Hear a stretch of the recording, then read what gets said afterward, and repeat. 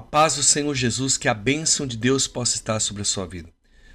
Como prometido, nós vamos estar dando continuação da segunda parte do nosso vídeo, em que nós gravamos falando sobre os filhos de Deus, né? Como se tornar filho de Deus, não é? O nosso tema principal da nossa mensagem é justamente o plano de Deus para a humanidade. Nós estamos estudando o livro de João, capítulo 1, que fala justamente sobre a questão de se tornar filho de Deus, fala justamente sobre a questão da vinda de Cristo na Terra, onde tudo começou, onde o plano de Deus começou a ser concretizado para a humanidade, amém? Mas antes de nós darmos continuidade ao nosso vídeo, eu gostaria que você se inscrevesse no meu canal, não é? Que você compartilhasse esse vídeo. Às vezes você pode falar assim, puxa Marcos, eu tenho vergonha de estar evangelizando. E pode ter certeza que esse vídeo é uma forma de você evangelizar as outras pessoas. Não é? Se você compartilhar com o seu familiar, com as pessoas que você conhece, você pode ter certeza que elas vão ouvir a palavra de Deus. Amém? E aí você vai estar evangelizando a todas elas. Então, se você puder dar a sua curtida, se você dar o seu compartilhamento, se você compartilhar esse vídeo, você já vai estar ajudando muito as pessoas que precisam ouvir da palavra de Deus. Amém?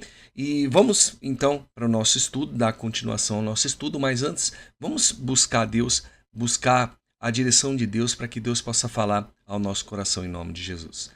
Senhor, meu Deus e meu Pai, em nome do Teu Filho amado Jesus Cristo e pelo poder do Teu Espírito Santo, nós nos encontramos, meu Pai, na Tua presença e pedimos, meu Deus, que nesse dia o Senhor venha nos abençoar, venha colocar as Tuas mãos sobre a nossa vida, venha, meu Pai, fazer com que esse estudo, meu Deus, possa ser um estudo abençoado, para que as pessoas, meu Deus, que ouvirem essa palavra, possam ouvir, meu Deus, e entender um pouco mais da Tua palavra, é o que eu te peço em nome de Jesus. Meu Deus, põe as Tuas mãos sobre a minha vida, me usa, me dando sabedoria para que eu possa, meu Deus, transmitir a Tua palavra para o Teu povo, em nome de Jesus. Amém e graças a Deus. Vamos lá então, dar continuidade ao nosso estudo, que olha, eu vou falar para você, está muito forte. A segunda parte desse vídeo, ela está extremamente forte mesmo no que Deus tem falado ao nosso coração, no que Deus tem transmitido ao nosso coração, amém? Dando continuidade no livro de João, capítulo 1, eu queria dar uma síntese, uma pequena síntese do que foi falado na parte 2 desse vídeo, né? Nós vamos estar gravando aqui o capítulo 1, o capítulo 2 da parte 2, amém? Nós vamos estar gravando, porque eu não quis fazer um vídeo muito longo e a mesma coisa vai ser esse aqui. Então eu vou dividir essa segunda parte em algumas séries de vídeos aqui, alguns capítulos, né, que nós vamos estar falando aqui em nome de Jesus. Lembrando a todos vocês que esse estudo que nós estamos fazendo, ele vai virar um e-book, amém? Ele já está praticamente no forno aí, nós estamos fazendo esse e-book e eu tenho certeza que Deus vai abençoar a vida de vocês. Quando nós lançarmos o e-book, eu vou estar aqui falando aqui no meu canal sobre o e-book e eu tenho certeza que Deus vai abençoar tremendamente a sua vida em nome de Jesus, amém? Então, nós falamos na segunda parte justamente sobre a história de João Batista, né? Que o apóstolo João, ele fala aqui do versículo 1, ele fala praticamente do versículo 1 até o versículo 10 sobre Jesus e sobre a vinda de João Batista. Não é? Quem seria João Batista? Nós falamos um pouco sobre a pregação de João Batista e falamos também que João Batista ele era dotado do Espírito Santo. Olha só como é que é interessante. Por isso que a pregação de João Batista era uma pregação diferente. Por quê? Porque o povo judeu na época, eles estavam acostumados não com uma pregação que trouxesse um tipo de conversão, não com uma pregação que trouxesse o arrependimento de pecados, mas com uma pregação que era um ensinamento. Não é? Eles estavam acostumados com os livros pentateucos que nós conhecemos, que é a Torá, que são os 5 livros, os 5 primeiros livros da Bíblia, que é Gênesis, Êxodo, Levíticos, Números e Deuteronômio. Eles estavam acostumados com a história do povo de Israel. Não é à toa que as crianças, a partir dos 6 anos de idade, elas já cresciam ouvindo, não é, praticamente os ensinamentos dos profetas, os ensinamentos da história, da sua genealogia, da sua cronologia, no caso, né, dos seus descendentes. Eles cresciam ouvindo, os judeus eles cresciam ouvindo essas histórias e eram contadas de pai para filho, de filho para pai, e eram falado isso para a questão do povo judeu. E quando chega João, não é? Quando chega João Batista, a Bíblia nos fala que acontece algo diferente, uma pregação diferente é colocada. E aí as pessoas, quando elas começam a ouvir, João começa a pregar ali na região do Rio Jordão, e quando João começa a pregar, a falar sobre o arrependimento, as pessoas começam a ter um impacto diferente. Elas começam a sentir algo diferente dentro do seu coração. E esse era o novo evangelho que estava sendo trazido naquele período, estava sendo levado para as pessoas naquela época. E aí, quando as pessoas recebiam aquele novo evangelho, a Bíblia fala que elas se arrependiam, se convertiam e eram batizadas, não é? O batismo era uma forma de purificação do corpo, amém? Era uma prática usada por João Batista, começou a ser utilizada pelo João Batista, amém? Para justamente purificar o corpo das pessoas, purificar as pessoas dos seus pecados. E João ensinava isso com muita ênfase, para que as pessoas pudessem se arrepender dos seus pecados e se converter dos seus maus caminhos. E olha só como é que é interessante. Quando Cristo vem, nós falamos isso no segundo vídeo, quando Cristo vem à Terra, ele dá continuidade a essa pregação. E Jesus ele começa a enfatizar mais ainda após o seu começo de ministério sobre essa nova visão, sobre esse novo evangelho. Amém? Muitas pessoas elas não entendem por que o povo judeu, né, nós vamos ver isso, começar a ver isso agora, por que o povo judeu não aceitou a Jesus como o único e suficiente Salvador. Por quê? Porque infelizmente as pessoas, o povo judeu, eles estavam meio receosos, não é? Devido, se você pega o livro de Juízes, você vai ver que todas as vezes que o povo judeu adorava Deus, Deus estava com eles.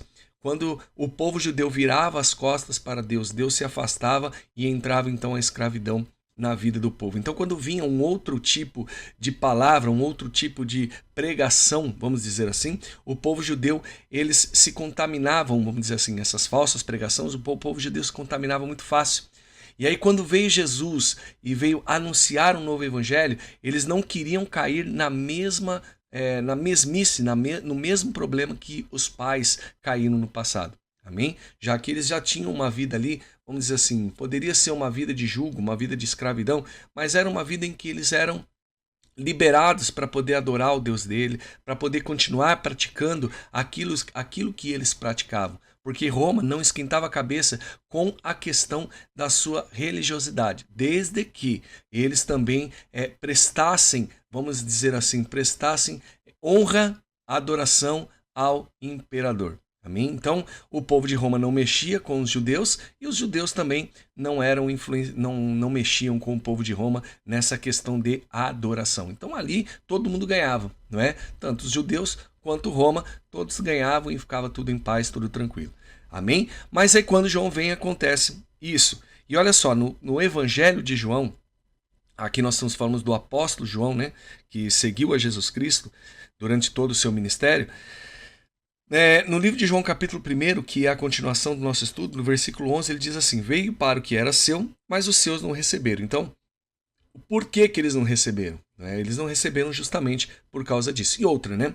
As profecias em que os profetas profetizavam, em que os profetas falavam, eles não conseguiram interpretar da maneira correta, porque eles acharam que Jesus também viria com o intuito de chegar e libertar o povo de Israel do jugo de Roma, não é? E se tornar uma nação, mais uma vez uma nação poderosa, uma nação independente, que era justamente o que o povo judeu queria, amém? E Jesus não veio, a história você vê que não foi dessa maneira. Então por isso que ele foi também rejeitado pelas pessoas. Primeiro que, vamos dizer assim, o Caifás, que era o sumo sacerdote na época, ele não queria perder o seu posto. Os fariseus da época não queriam perder as suas regalias que eles tinham na questão religiosa, que o próprio Herodes havia oferecido a eles, porque se você pegar um pouco da história do povo judeu, você vai ver que o primeiro templo foi construído por Salomão, e aí teve algumas regras, né, que o povo teve que seguir. Depois, o templo de Salomão foi destruído pelos babilônicos, não é? Pelos babilônicos, ali entre o ano 585 e 589 foi destruído o templo, amém? Foi totalmente saqueado, totalmente destruído. Depois volta o povo de Israel com Neemias e Esdras, né? Neemias reconstrói os muros de Jerusalém, que havia sido derribado, que havia sido destruído, não é? Juntamente com Esdras, que reconstrói o templo. Amém? Reconstrói o templo, não com a magnitude que ele era quando Salomão construiu, mas eles reconstroem o templo. Então o povo de Israel havia tido, então, mais uma vez um local para adorar a Deus. Com o passar do tempo, o templo novamente ele não é destruído, mas o templo ele é novamente tomado, não é? E aí você vê a história dos Macabeus, porque você vê que o povo ali teve uma revolta muito grande, porque a Roma queria colocar o símbolo, né, da águia justamente no templo dos judeus, e eles não aceitaram, então tiveram aquela guerra religiosa novamente.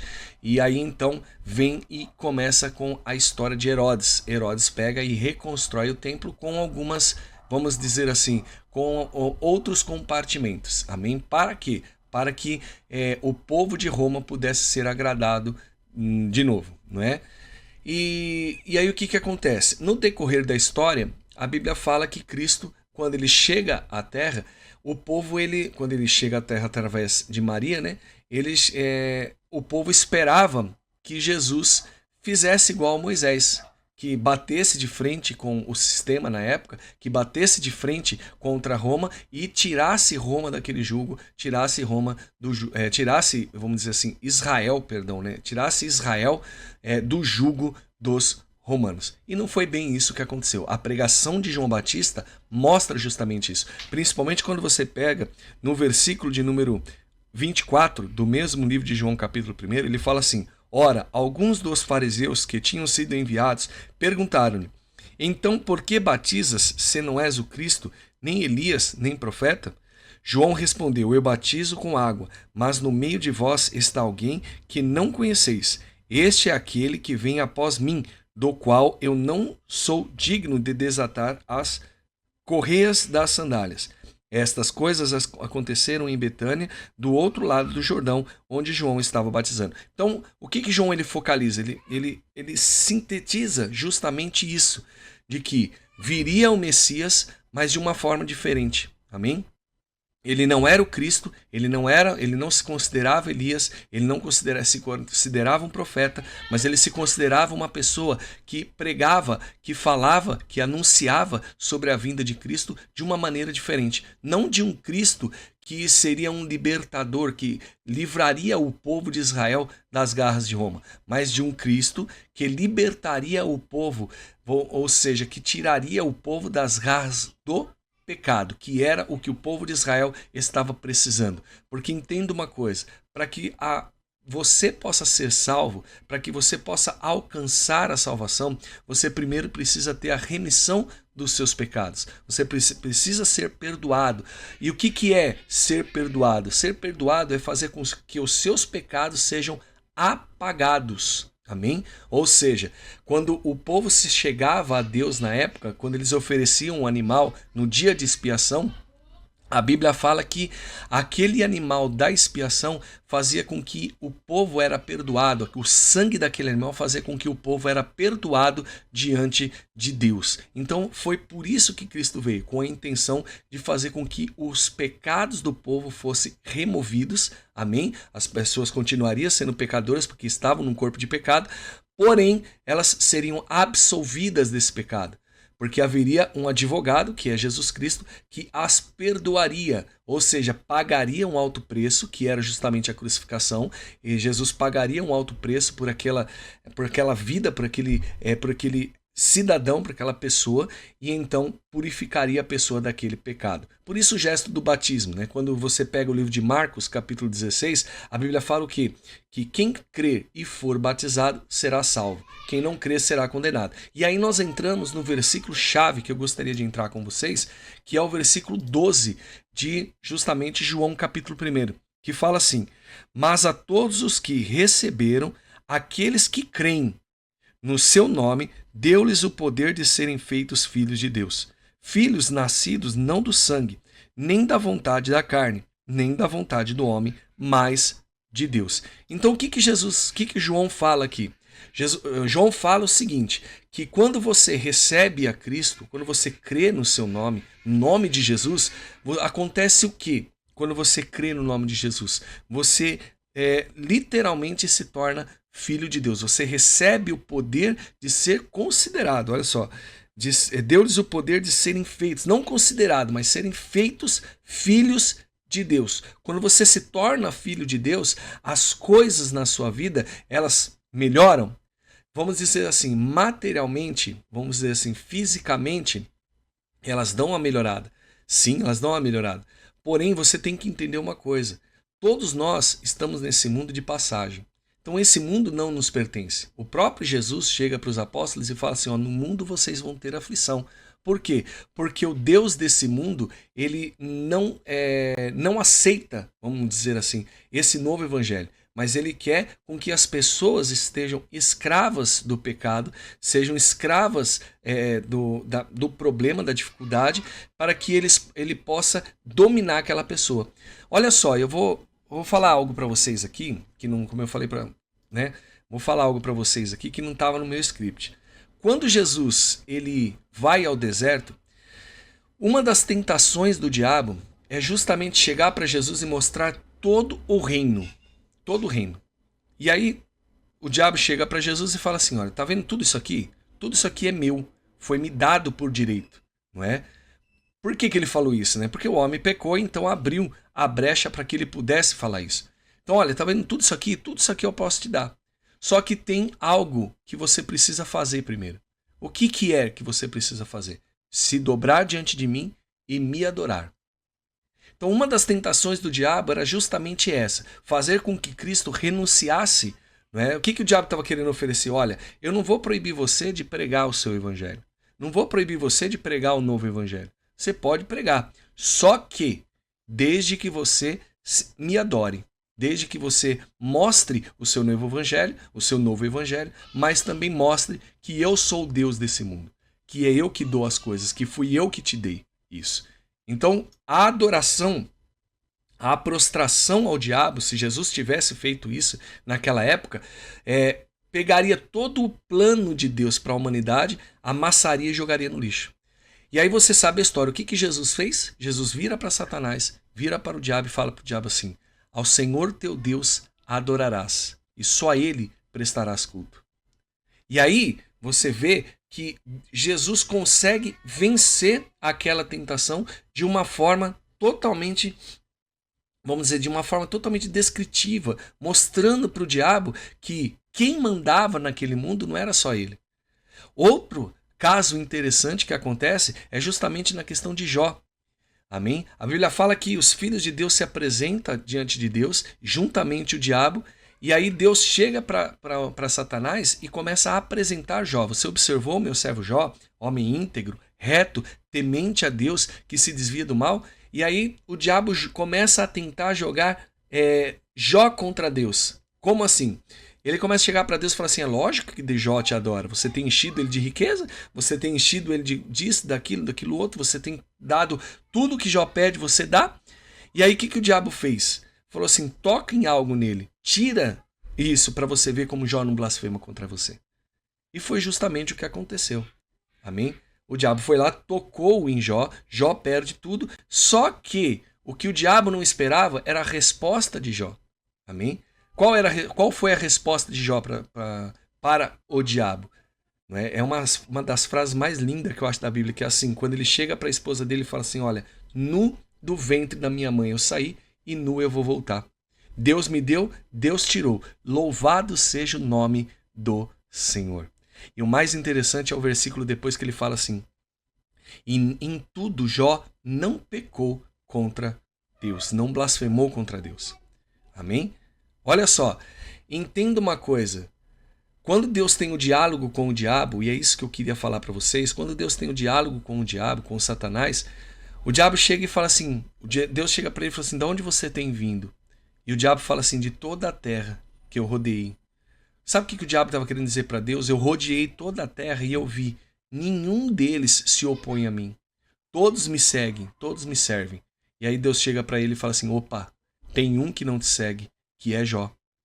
Olha só como que é interessante. Eu quero dizer algo para você, que enquanto tiver um aqui nessa terra que adore a Deus, que adore ao Senhor, o diabo não pode falar que tudo é dele, que tudo pertence a ele. E isso que é o mais interessante. Amém? Enquanto o diabo vê que existem pessoas que têm o poder de ser feito filho de Deus, que têm o poder de ser filho de Deus, você pode ter certeza que o maligno não pode tocar e não pode dizer que esse mundo é dele. Por quê? Porque existem filhos de Deus. Existem pessoas que estão aqui com o intuito, com o coração aberto para o Pai. Esse mundo vai ser destruído? Sim. O diabo vai acabar com essa terra? Vai.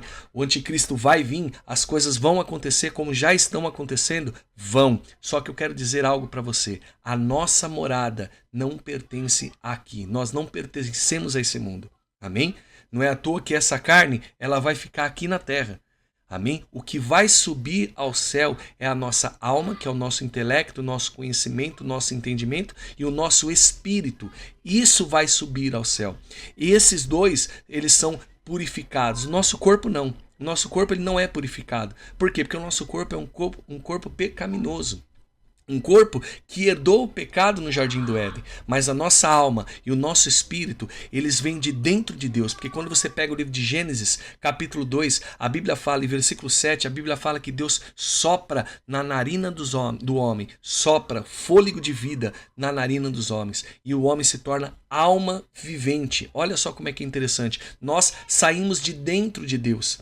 Nós saímos de dentro do Senhor. Então a nossa alma, o nosso espírito saiu de dentro do próprio Deus. O corpo não saiu de Deus, o corpo saiu da terra, mas a nossa alma, o nosso espírito saiu de Deus. E a nossa alma e o nosso espírito que se torna filho de Deus realmente. Não é à toa que a nossa carne e o nosso espírito, eles brigam um com o outro, porque o espírito quer fazer algo, quer fazer o que é correto a Deus, e a carne quer fazer o que é correto a ela, que é o mundo. Então tem uma briga constante. Por isso que Deus fala para nós orarmos e vigiarmos sempre, para que o nosso corpo, a nossa carne não venha prevalecer em cima do nosso espírito. Amém? E aqui está algo, o X da questão, aqui está algo muito interessante, é o versículo chave do Evangelho de João, capítulo 1, se não for todo o versículo chave de todo o livro de João, que é justamente que quando você se torna filho de Deus, como que eu me torno filho de Deus?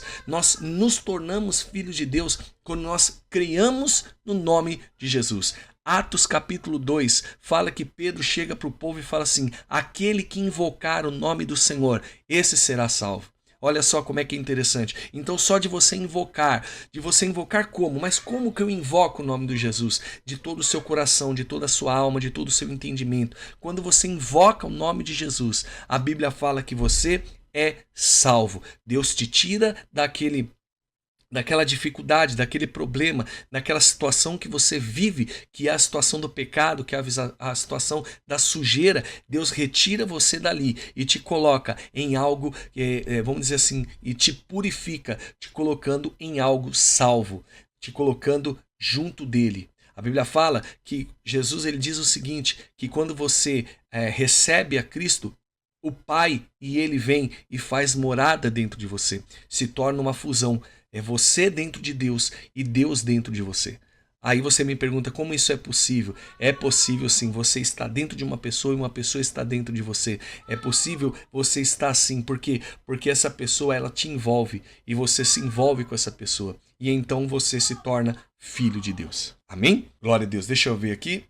É muito interessante quando nós entendemos o que é o verdadeiro nascimento, o que é o verdadeiro conhecimento e entendimento da palavra de Deus. A Bíblia fala em Oséias 4:6 que o meu povo sofre porque lhe falta o conhecimento. Quando nós obtemos o conhecimento, quando aquele povo que estava diante de João Batista, começou a obter o conhecimento, começou a obter o verdadeiro evangelho, começou a obter o verdadeiro significado do evangelho, a Bíblia fala que eles se arrependiam dos seus pecados. A mesma coisa acontece após a subida de Cristo ao céu, quando Pedro anuncia o novo evangelho, quando Pedro anuncia a nova esperança para o povo, quando Pedro anuncia sobre Jesus Cristo, sobre Jesus, as pessoas começavam a se arrepender. As pessoas começavam a se entregar diante de Jesus Cristo e elas eram purificadas e elas nasciam novamente. Por quê? Porque aquele poder, aquela graça que era dada a eles através do Espírito Santo purificava, santificava e selava eles como filho de Deus. Isso acontece quando você recebe Jesus Cristo, quando você aceita Jesus, quando você recebe Cristo dentro do seu coração. Essa graça, essa maravilha, esse poder de ser feito filho de Deus começa a estar na sua vida. E isso é muito forte. Quando isso acontece, nós começamos a ter um novo entendimento. Nossa mente começa a se abrir e nós começamos a enxergar o mundo de uma outra forma. Uma vez uma pessoa chegou para mim e falou para mim assim: Marcos, cara, eu não aceito Jesus porque eu não vou para a igreja porque, se eu for para a igreja, eu tenho que parar de beber, eu tenho que parar de fumar, eu tenho que parar de fazer isso, parar de fazer aquilo, parar de fazer aquilo outro. Eu virei para ele e falei assim: mas quem disse que você tem que parar de fazer tudo isso? Ela falou: mas é a realidade. Eu falei: não, você não precisa parar de fazer nada, nenhuma dessas práticas. Sabe qual é a diferença quando você recebe a Cristo de verdade? Quando você recebe Jesus, quando você recebe o poder e você é considerado filho de Deus, sabe qual é a diferença? É que quando você vai para um local em que esse local não tem a proteção de Deus, não tem a presença de Deus, você não se sente bem. Aquele local você começa a entender que não te faz mais parte da sua vida, não faz mais parte da sua vida.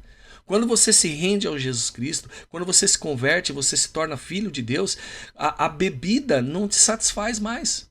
Por quê? Porque antigamente você bebia para satisfazer algo, para tampar um vazio que tem dentro do seu coração. Então você preferia beber, fumar, fazer algo para que você pudesse preencher aquele vazio. Quando você recebe Jesus, aquele vazio é preenchido. Então você não sente mais falta de nada. Então você não sente falta da bebida, você não sente falta da balada, você não sente falta mais de nada disso. Por quê? Porque aquele vazio é preenchido pelo poder de Jesus Cristo, pelo poder de Deus. Você se torna uma nova criatura. E aí você mesmo, o Espírito de Deus, começa a incomodar o teu espírito e como você começa a analisar: poxa, aqui não é para mim, esse lugar não é para mim, essas amizades não é para mim. E aí você começa a se afastar. Então tem uma diferença muito grande. Então você não precisa parar de fazer. O próprio Espírito Santo, quando você abre porque quando nós recebemos a Cristo, abrimos o nosso entendimento para Jesus, a palavra abre o nosso entendimento e você começa a enxergar as coisas que você não enxergava. Então esse é o ponto-chave de você aceitar a Cristo. Esse é o ponto-chave de você receber a Jesus. Porque o próprio Espírito Santo, o próprio poder da palavra consegue fazer com que você veja o que você não via quando você não tinha Jesus. Amém? Então isso é interessante, isso é importante. E quando você começa a ter esse entendimento, quando você começa a ter essa consciência de que aquilo não te pertence mais, então você começa a evitar. Tudo o que você praticava, você começa a evitar. Mas desde que você realmente recebeu a Jesus Cristo, desde que você creu em Jesus Cristo, desde que você foi purificado, desde que você foi batizado e você teve a comunhão, você tem a comunhão com Deus. Amém? Gente, eu vou ficando por aqui, não é? Já passamos um pouquinho no nosso vídeo, mas eu quero dar um ênfase que nós vamos estar dando a continuidade, não é? Nós vamos falar na próxima aula aí, nós vamos falar sobre a questão do entendimento e da iluminação da palavra, que a palavra ela nos ilumina, amém? E ela nos mostra algo diferente para nós. Nós começamos a falar um pouco sobre o entendimento, nós vamos focar um pouco mais sobre isso no próximo capítulo dessa parte 2, que eu tenho certeza que Deus vai falar muito ao seu coração, amém? Então, só lembrando, se inscreva no canal, compartilhe esse vídeo e com mais pessoas, com quantas pessoas possível, e até o próximo vídeo. E deixe o seu comentário, porque o seu comentário é muito importante, gente, para que a gente possa continuar produzindo conteúdos para aqui esse canal, para que você possa entender mais a sua palavra, da palavra de Deus. Amém? Deus abençoe você e até o próximo vídeo em nome de Jesus.